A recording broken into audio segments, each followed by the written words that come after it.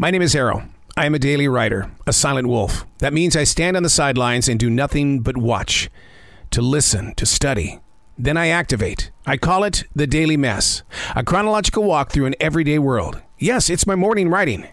As a receiver of thoughts and ideas, we as people tend to throw it to the side and deal with it later. When a subject arrives in me, I dig in. It's still keeping my journal. By doing the research, the picture becomes clearer. This is the Daily Mess. Observation number 3.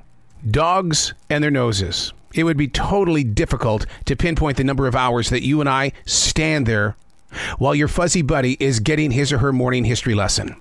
Personally, I would never locate a dead bug on the ground, then spend what feels like a lifetime analyzing the who, what, where, why, when, and how this could ever happen. A dog that sniffs for 15 minutes is actually burning the same amount of calories used up on a 1-hour walk. This in itself can be a time-saving celebration. Now, the experts say a dog sniffing has a huge calming effect on their brain. The biggest sniffers are border terriers, bloodhounds, and beagles. There's no way the human can measure just how much information a dog is receiving while sniffing the ground. And here's the reason why. Because dogs smell 10,000 to 100,000 times better than what we do. The one thing that we don't need to do is train our dogs to sniff. It's going to come along naturally. And not every dog does the sniffing thing. One of them, the Saint Bernard. Sniffing is communicating, which is why so many of our dogs spend so much time always sniffing another dog when they appear.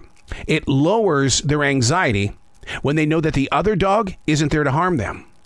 Dogs sniffing. It's not a waste of their time. Hey, coming up next, how about those nights when you fear going to sleep because you know there's going to be a nightmare? And it happens night after night after night. Is there an answer, and can we correct it, and how much time will it take? Hey, thanks for coming back. Observation number 4.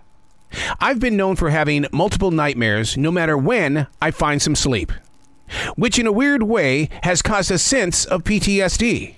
The fear of falling asleep. Now, what I don't suffer from is insomnia. Maybe this thing called somniphobia.